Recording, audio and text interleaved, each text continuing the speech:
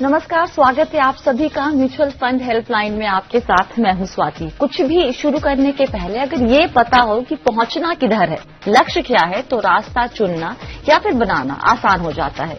ये बात जिंदगी के बाकी पहलुओं पर जितनी लागू होती है उतनी आपके निवेश पर भी लागू होती है। निवेश कितने वक्त के लिए किया जा रहा है, इससे आखिर अचीव क्या करना चाहते हैं आप। जहां निवेश कर रहे हैं वो प्रोडक्ट आप समझते भी हैं या फिर नहीं समझते हैं। अगर इन सवालों के जवाब नहीं है आपके पास तो मायूसी हाथ लग सकती है। इसलिए म्यूचुअल फंड हेल्पलाइन शो में आपको हम इन सब सवालों के जवाब देने की कोशिश करते हैं ताकि आप सोच समझ कर निवेश कर सकें। तो आइए शुरू करते हैं शो और देख लेते हैं कि आज के शो में खास क्या है। आज आपको हम बताएंगे कि लंबी अवधि में वेल्थ क्रिएशन के क्या विकल्प आपके सामने हैं।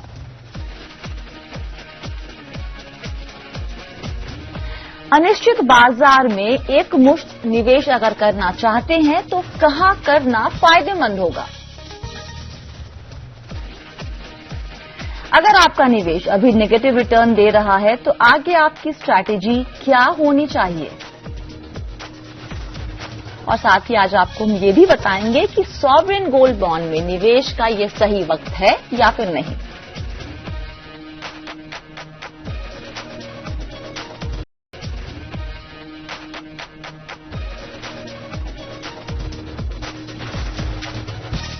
और इन सब पर बात करने के लिए हमारे साथ जुड़ रहे हैं वाइज इन्वेस्ट एडवाइजर्स के हेमंत रुस्तगी। हेमंत सर, स्वागत है आपका शो में। कैसे हैं आप? जी बिल्कुल ठीक है, थैंक यू सो मच।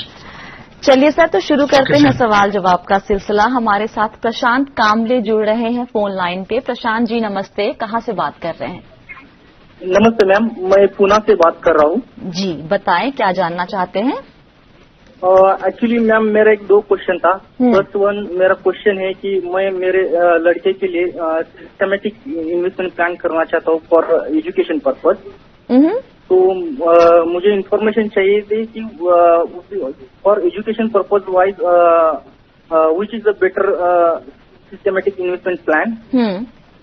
और दूसरा मेरा क्वेश्चन था कि मेरे पास लमसम अमाउंट है तो उसमें सपोज मुझे एफडी करने से मुझे रिटर्न ज्यादा मिल जाएगा या सपोज मैं एक इकट्ठा अमाउंट म्यूचुअल फंड में इन्वेस्ट करना बेटर रहेगा। और सपोज म्यूचुअल फंड में इन्वेस्ट करना बेटर रहेगा तो कौन सा म्यूचुअल फंड बेटर रहेगा उसके लिए? प्रशांत जी, आपसे एक सवाल कर लें हम?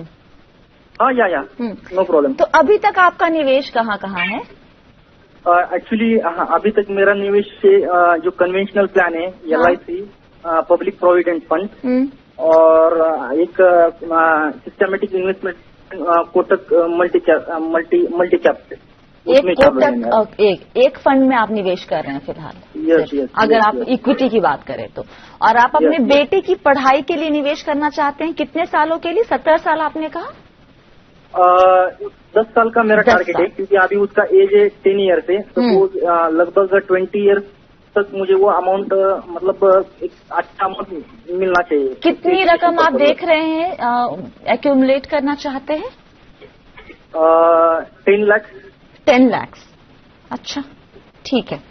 ऑलराइट हेमंत सर, देखें जरा, अभी तक निवेश ज्यादा एक्सपोजर इक्विटी का नहीं लिया और मुझे अच्छी बात ये लग रही है कि इस टाइम पे जब ज्यादातर लोग ये सवाल करते हैं कि अपने निवेश जो एसआईपी में चल रहा है, एसआईपी के जरिए चल रहा है, उसे कंटिन्यू करे या बंद कर दे, नया निवेश करे या ना करे, वैसे में ये सोच रहे हैं कि चलो अब एसआईपी शुरू की जाए वेल्थ क्रिएशन के लिए।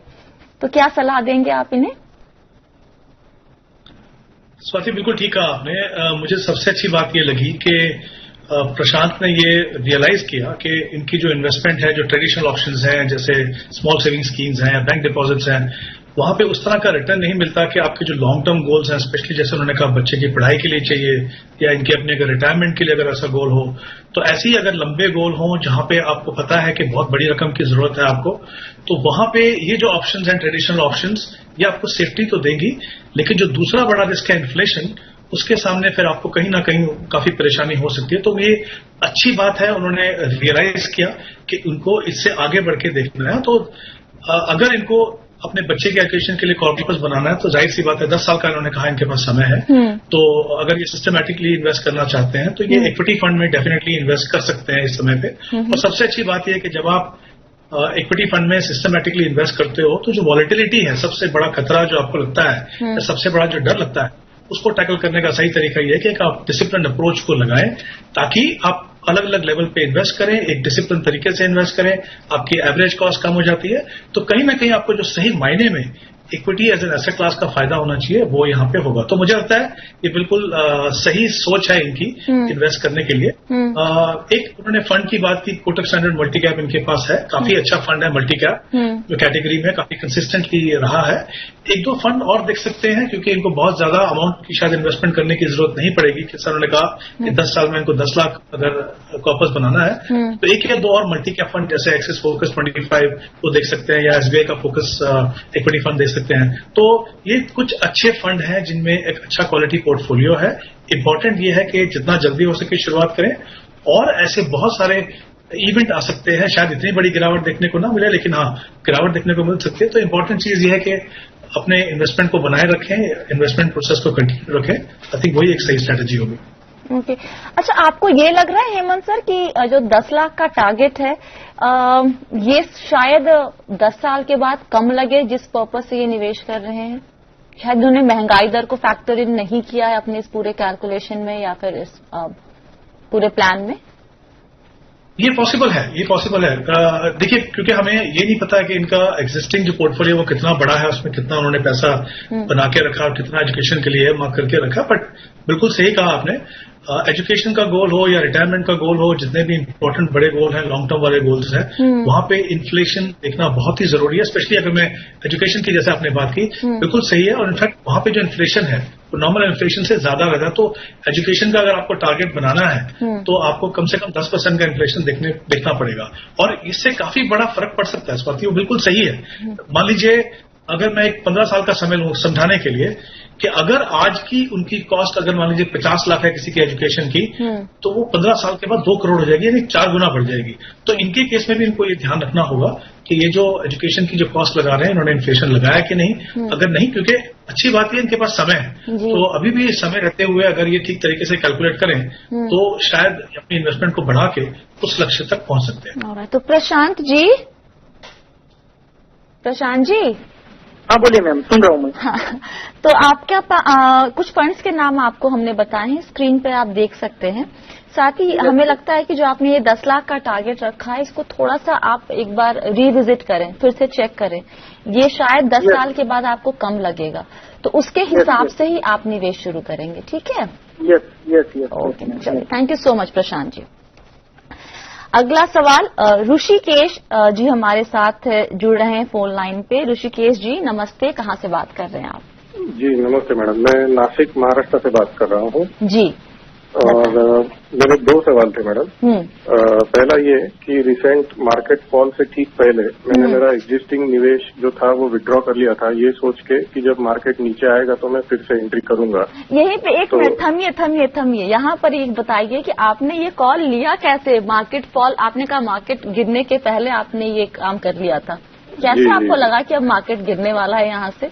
इसका भी पूरा श्रेय मैडम मैं जी बिजनेस के अनिल सिंघवी सर को ही देना चाहूंगा, क्योंकि मैं रोज सुबह 8 से 8:30 उनका शो बिना मिस किए देखता हूँ। तो उसमें से उन्होंने बता दिया था 12,000 पे जब निफ्टी था तभी कि आपको अभी कॉशियस रहना है, अभी आपको बेचना है जी। तो उनकी एडवाइस फॉलो करने से ही ये पता चल पाया। ये अच्छी बात है। फिर हाँ, तो आपने सारा निवेश अपना आपने निकाल लिया, अब क्या? अब मेरा सवाल ये था मैडम कि ये अभी करीबन 10 लाख रुपए मेरे पास अवेलेबल है, तो ये मुझे लमसम निवेश करने हैं, तो ये मैं किन फंड्स में और कब इन्वेस्ट करूं?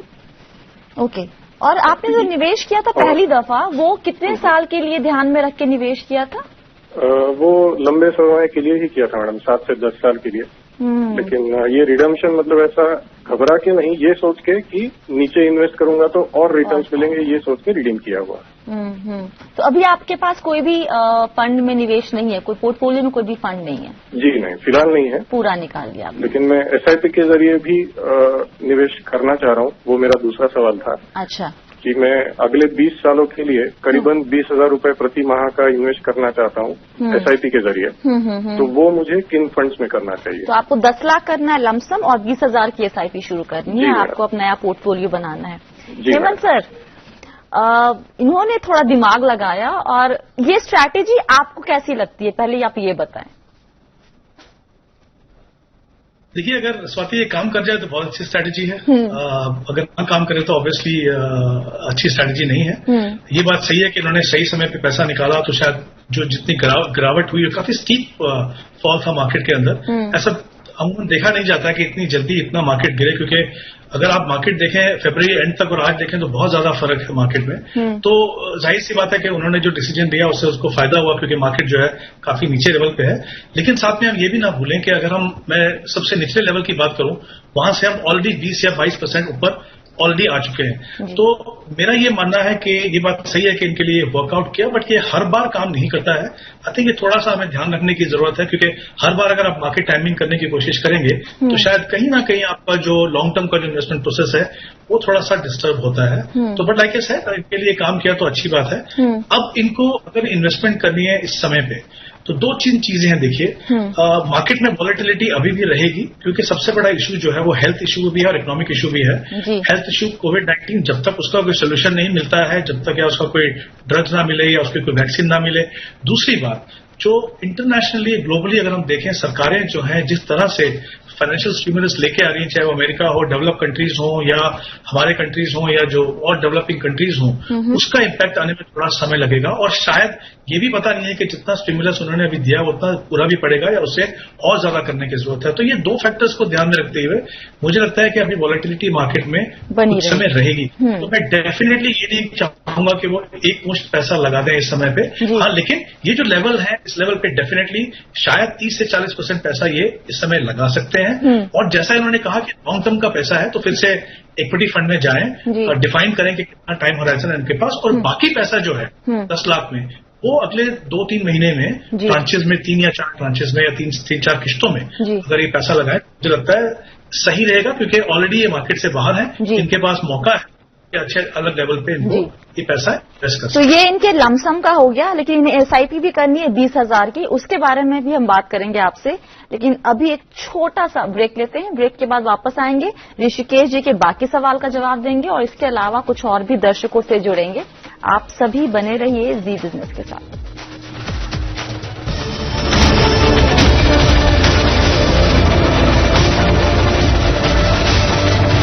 म्यूचुअल फंड हेल्पलाइन में एक बार फिर से आप सभी का स्वागत है। म्यूचुअल फंड से जुड़े सवालों के जवाब हम दे रहे हैं और इसमें हमारी मदद कर रहे हैं वाइज इन्वेस्ट एडवाइजर्स के हेमंत रुस्तगी। हेमंत से ब्रेक के पहले हम ऋषिकेश जी का सवाल हमने लिया था। आपने उनके लिए एक मुश्त रकम कैसे अभी निवेश करें इसकी स्ट्रैटेजी बताई थी, लेकिन वो जो 20,000 रुपए निवेश करना चाह रहे हैं, शुरुआत करना चाह रहे हैं, उसके लिए पोर्टफोलियो किस तरीके का इस वक्त बनाना चाहिए? देखिए, अगेन इंपॉर्टेंट चीज ये है कि उनका समय जो है वो 20 साल का समय है जी। जाहिर सी बात है, ऐसे समय पे आपको ऐसी एसेट क्लास में इन्वेस्ट करना है जो आप इन्फ्लेशन को बीट कर सकें। तो इक्विटी में इन्वेस्ट करना बिल्कुल सही रहेगा। इक्विटी में इन्वेस्ट करने के साथ एक साथ बहुत इंपॉर्टेंट चीज ये है कि मार्केट के 3 सेगमेंट होते हैं, large cap, small cap, mid cap. इन तीनों में सही बैलेंस बनना बहुत जरूरी है। देखिए, इसलिए इंपॉर्टेंट है क्योंकि equity as an asset class aggressive है, वॉलेटाइल है, तो बहुत जरूरी है। ऐसा नहीं है कि आपको अपना पोर्टफोलियो को बहुत ज्यादा एग्रेसिव बनाना है। तो मेरा ये मानना है हमेशा किसी भी लॉन्ग टर्म इन्वेस्टर के लिए एक बायस जो है वो लार्ज कैप में होना चाहिए, कि मे बी 50-55% पैसा जो है लार्ज कैप में और बाकी पैसा मिड और स्मॉल में हो। तो ये दो चीजों का ध्यान रखना। अब इसको 2 तरीके से आप कर सकते हैं, या तो आप large cap, mid cap, small cap में अलग अलग तरीके से जाएं, या फिर जो अच्छे क्वालिटी मल्टी कैप फंड जो है, स्पेशली जहां पे लार्ज कैप में थोड़ा ज्यादा एक्सपोजर हो, तो मुझे लगता है वो एक बेहतर ऑप्शन है। क्योंकि उसमें क्या है, फंड मैनेजर के पास फ्रीडम है, वो जब भी चाहे तो थोड़ा एसेट एलोकेशन चेंज कर सकते हैं। जो एज एन इन्वेस्टर आपके लिए एक फंड से दूसरे फंड में जाना शायद इतना सहूलियत भी ना हो और उसके टैक्स इम्प्लीकेशन भी होते हैं। तो मुझे लगता है मल्टी कैप फंड्स में 4 मल्टी कैप फंड देख सकते हैं। ये 20,000 रुपए इनको इन्वेस्ट करने हैं। तो कुछ फंड की मैंने ऑलरेडी बात की थी, जैसे Kotak standard multi cap, axis focus 25, SBI focus equity, और चौथा क्योंकि ये एक्सपीरियंस इन्वेस्टर है थोड़े से, तो मैं चाहूंगा एक मिड कैप फंड मोतीलाल का जो मिड कैप 30 है वो अपने पोर्टफोलियो में शामिल करें, और जो इनकी लमसम इन्वेस्टमेंट है वो भी इन्हीं फंड में लें। बहुत ज्यादा फंड रखने की जरूरत नहीं है, ये काफी अच्छे क्वालिटी फंड है। और जैसा मैंने कहा, जो बैलेंस इनको तीनों सेगमेंट के एक्सपोजर में मिलना चाहिए वो यहाँ पे उनको मिलेगा। तो ये 4 फंड में अपनी SIP की इन्वेस्टमेंट करें और वहीं पे अपनी जो लमसम इन्वेस्टमेंट है, जैसा मैंने कहा किश्तों में, वो इन्वेस्ट करें। हेमंत सर, लेकिन अगर मल्टी कैप फंड को देखिए तो पिछले 1-1.5 साल से उनका जो मल्टी कैप का जो पोर्टफोलियो होता है वो बहुत ही ज्यादा लार्ज कैप की तरफ झुका हुआ रहता है। तो अगर 3 या 4 मल्टी कैप में निवेश शुरू करेंगे तो बहुत ज्यादा लार्ज कैप नहीं हो जाएगा एक्सपोजर? नहीं स्वाति, आपने बिल्कुल ठीक कहा। देखिए, जैसे मैंने पहले भी कहा कि मल्टी कैप का फायदा ये है, जब हम देखें उस समय पे कौन सा सेगमेंट काम कर रहा था, लार्ज कैप काम कर रहा था, तो फंड मैनेजर की कोशिश यही है। देखिए, यही तो फायदा म्यूचुअल फंड में इन्वेस्ट करने का, बजाय इसके कि आप अपने पोर्टफोलियो को रीबैलेंस करें, फंड मैनेजर जो है वो आपके लिए करते हैं। जब लार्ज कैप अच्छे कर रहे थे तो इन मल्टी कैप में एक्सपोजर जो है लार्ज कैप में ज्यादा था। जैसे अब अगर हम जैसे कोटक स्टैंडर्ड मल्टी कैप का एग्जाम्पल लें तो एक समय ऐसा था कि ऑलमोस्ट 85-90% लार्ज कैप में था, लेकिन आज अगर उनका देखें तो शायद 60 से 65% लार्ज कैप है, बाकी मिड कैप और स्मॉल है। तो आई थिंक जैसे जैसे फंड मैनेजर को लगता है कि मार्केट ब्रॉड बेस हो रही है, इसमें मिड कैप और स्मॉल कैप का एक्सपोजर बढ़ना चाहिए, तो वो आपके लिए करते हैं। तो आई थिंक यही एक फायदा, जैसे मैंने पहले कहा था, मल्टी कैप फंड में इन्वेस्ट करने का, कि फंड मैनेजर जिस तरह से मार्केट बिहेव कर रहा है उस तरह से आपके पोर्टफोलियो में बदलाव कर सकते हैं, जो एज एन इन्वेस्टर आपको करना थोड़ा मुश्किल पड़ता है। ओके, चलिए अगला सवाल लेते हैं। सुनील जी ने अपना सवाल हमें ईमेल के जरिए भेजा है। सुनील जी ये जानना चाहते हैं कि सॉवरेन गोल्ड बॉन्ड का सब्सक्रिप्शन डेट आज से इनफैक्ट 20 तारीख से ही खुला है वो शायद, तो ये क्या सही वक्त है सोने में निवेश करने का? अब सोना इस तरह के बाजार में अच्छा प्रदर्शन करता है, अच्छा रिटर्न दिखाता है हेमंत सर, और अमूमन इसी टाइम पे सबको लगता है कि सोना खरीद लो, सोना खरीद लो, सोने में निवेश बढ़ा दो। तो आपको क्या सोने में निवेश के विकल्प के तौर पे एक तो SGB कैसा है, और इस वक्त सोने में निवेश को लेके हमारे दिमाग में हमारी स्ट्रैटेजी क्या होनी चाहिए? स्वाति, जो आपने टेंडेंसी की बात की कि जब सोना अच्छा करता है सोना में इन्वेस्ट करना, तो वो तो I think her asset class में होता है। जब डेट फंड अच्छा करते हैं तो हमारी कोशिश रहती है कि डेट फंड में जाएं, इक्विटी अच्छी करती है तो हमारी कोशिश रहती है इक्विटी में जाएं, तो वो तो हमेशा रहता है। लेकिन देखिए, 2 चीज इंपॉर्टेंट है यहाँ पे। अगर आपको गोल्ड में इन्वेस्ट करना है तो पहली बात, अगर मैं सॉवरेन गोल्ड बॉन्ड की बात करूं तो पहली बात तो ये कि एज एन इन्वेस्टमेंट ऑप्शन आपको जो फिजिकल गोल्ड नहीं लेना, आपको पेपर गोल्ड लेना है। पेपर गोल्ड के अंदर अगर मैं इन्वेस्टमेंट ऑप्शन को कंपेयर करूं तो मुझे लगता है ये सबसे बेहतरीन ऑप्शन है। उसके कारण ये है कि एक तो इसमें इन्वेस्ट करना बहुत हैसल फ्री है। मतलब आपको ना तो फिजिकल गोल्ड लेना है, ना आपको प्योरिटी की चिंता करनी है, ना आपको सेफ कीपिंग के लिए खर्चा करना है। छोटी छोटी रकम आप इन्वेस्ट कर सकते हो। और गोल्ड के साथ एक शिकायत ये रहती है कि उससे कुछ इनकम नहीं होती है। यही एक ऐसी ऑप्शन है जो आपको बड़ा इंटरेस्ट रेट भी देती है, हालांकि टैक्सेबल है लेकिन देती है। टैक्स एफिशिएंसी है, आप 8 साल तक पैसा रखिए, आपको कोई टैक्स नहीं पे करना है। तो I think as an option मुझे लगता है बहुत अच्छी ऑप्शन है। और सबसे अच्छी बात यह है कि अगर आप ऑनलाइन इन्वेस्ट करें तो आपको 50 रुपए का डिस्काउंट भी मिलता है पर ग्राम में। तो I think as an option बहुत अच्छी है। अब सवाल यह है कि इस समय पे मुझे गोल्ड में इन्वेस्ट करना चाहिए कि नहीं करना चाहिए। देखिए, 2 चीजें हैं। जैसा आपने बिल्कुल सही कहा, ऐसे समय पे जैसे कोविड-19 का जो इम्पैक्ट हम देख रहे हैं, चाहे वो फिर जियो पॉलिटिकल इशू हो या इकोनॉमिक इशू हो, जब जब मार्केट में वॉलेटिलिटी हो, जब जब कमजोरी हो, उस समय पे गोल्ड जो है एक ऑप्शन निकल के आता है जहां पे लोग सेफ्टी देखते हैं। अगर इसका लॉन्ग टर्म में ट्रैक रिकॉर्ड देखो, हाँ ये बात सही है कि पिछले 1-1.5 साल में गोल्ड ने काफी अच्छा परफॉर्मेंस किया है। इनफैक्ट हम रिसेंटली देख रहे हैं कि वो ऑल टाइम हाई पे जा रहा है। अब सवाल ये है कि इस समय पे मुझे इन्वेस्ट करना चाहिए कि नहीं करना चाहिए।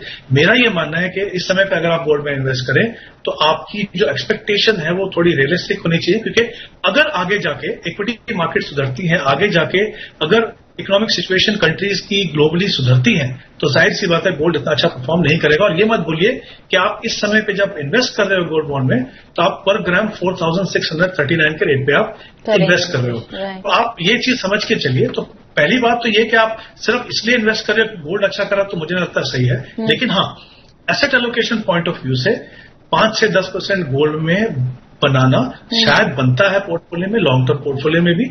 अगर उस एंगल से देखें थोड़ा पैसा डेफिनेटली इन्वेस्ट करें, लेकिन सिर्फ ये सोच के कि गोल्ड में काफी तेजी है और आगे जाके पैसा बनेगा, मुझे नहीं लगता कि ये सही डिसीजन होगा। थोड़ा इन्वेस्ट कर सकते हैं, और जैसा मैंने कहा एज एन ऑप्शन, इससे बेहतर ऑप्शन गोल्ड में इन्वेस्ट करने की नहीं है। तो बेसिकली रिटर्न कमाने या बहुत बढ़िया रिटर्न की उम्मीद से ना करें, अपने पूरे पोर्टफोलियो को बैलेंस एक देने के लिए गोल्ड में निवेश करना बेहतर होगा। इस अप्रोच को लेकर चलना ठीक रहेगा हेमंत सर, राइट? जी बिल्कुल, आई थिंक वही सही है। जैसे मैंने कहा कि आप मार्केट मूड देख के या सिर्फ गोल्ड अच्छा कर रहा तो करेंगे तो कहीं ना कहीं निराशा आपको लग सकती है, क्योंकि जैसे जैसे सिचुएशन सुधरेगी वैसे वैसे हम देखें गोल्ड की परफॉर्मेंस नीचे आएगी। अच्छा, हमारे पास वक्त थोड़ा कम है, लेकिन ये क्वेश्चन बहुत ही इंटरेस्टिंग है हेमंत सर, तो क्विकली इसको ले लेते हैं। उदय भाटिया जी ने ईमेल किया है सवाल। उनका सवाल ये है कि अगर हम 10 साल का नजरिया लेके चलते हैं निवेश का, और मान लीजिए कि 8वें या 9वें साल बाजार में इस तरीके की गिरावट जो हम आज देख रहे हैं, जिस तरीके से देखा है हमने फेब में या मार्च में, वैसा देखने को मिलता है, तो वैसे में हम अपने आप को कैसे बचाएं? हमारा तो जो लक्ष्य था वो तो पूरा करना मुश्किल हो जाएगा वैसे में।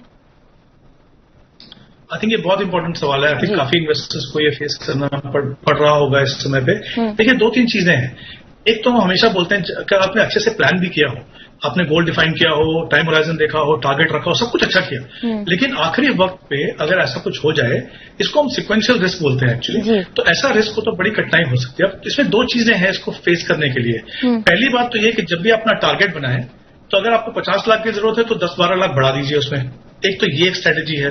दूसरी ये कि अगर आपको पैसा 15 साल के बाद चाहिए तो आप 13 साल का टाइम होराइजन लेके चलें, ताकि आप थोड़ा ज्यादा इन्वेस्ट करें और आपको थोड़ा सा मार्जिन रहेगा टाइम। इन एनी केस हमेशा हम रिकमेंड करते हैं कि 12 से 18 महीने पहले एटलीस्ट अपने पोर्टफोलियो को रीबैलेंस करना शुरू करो, ताकि आपने जो पैसा कमाया है इक्विटी में, उसको आप कहीं ना कहीं प्रोटेक्ट कर सको, आपको पोर्टफोलियो को रीबैलेंस करो। अब इनके केस में हम देखते हैं, इन्होंने कहा 10 साल का टाइम होराइजन है, 8वें या 9वें साल में। अगर मान लीजिए 8वां साल चल रहा है या 9वें का शुरुआत है, तब भी मुझे लगता नहीं कि बहुत ज्यादा घबराने की जरूरत है, क्योंकि हमने क्या देखा है स्वाति, हमेशा जब भी इस तरह का स्टीप फॉल होता है तो मार्केट में रिकवरी भी स्टीप होनी चाहिए, और 1 साल में तो तकरीबन हमने देखा है कि मार्केट रिकवर करता ही है। और अगर फिर भी थोड़ा 2-3 महीने ज्यादा लगे तो इसमें कोई बुराई नहीं होगी कि अगर आपका जो इमरजेंसी फंड है उसको थोड़े समय के लिए आप इस्तेमाल करें। तो मुझे नहीं लगता कि पैनिक करने की जरूरत है अगर उनके पास 1 साल का समय है, डेफिनेटली, क्योंकि ऐसे माहौल में हमने देखा है कि 1 साल में मार्केट रिकवरी अच्छी खासी हो जानी चाहिए। जी, और इसीलिए हमेशा हम कहते हैं कि लक्ष्य बनाइए। लक्ष्य की क्लैरिटी बहुत जरूरी है आपके निवेश में, नहीं तो कुछ दिनों पहले मेरी किसी से बात भी हो रही थी, उन्होंने मुझे कहा कि निवेश बहुत नीचे चला गया, अब क्या बंद कर दूं? तो मैंने उनसे पूछा कि क्यों आप चाहती हैं बंद करना इस वक्त? क्योंकि कोई गोल नहीं था, बस निवेश किए जा रहे थे। जब अच्छा था तो बहुत खुश, जब अब गिरावट देखने को मिल रही है तो बहुत परेशानी हो रही है। तो ये क्लैरिटी जब नहीं होती है ना, तभी इस तरह की मुसीबत में हम निवेशक फंस जाते हैं। बहुत बहुत शुक्रिया हेमंत सर आज सभी सवालों के जवाब देने के लिए। और इसी के साथ म्यूचुअल फंड हेल्पलाइन में फिलहाल इतना ही। आपको शो कैसा लगा प्लीज हमें फीडबैक दीजिए। हमारा ईमेल आईडी आपकी स्क्रीन पर है, साथ ही अपने सवाल भी हमें भेजें। सवाल जब भी भेजते हैं तो अपना नंबर जरूर लिखें ताकि आपसे हम बात कर सकें। और फिलहाल के लिए इतना ही। आप सभी बने रहिए जी बिजनेस के साथ। नमस्कार।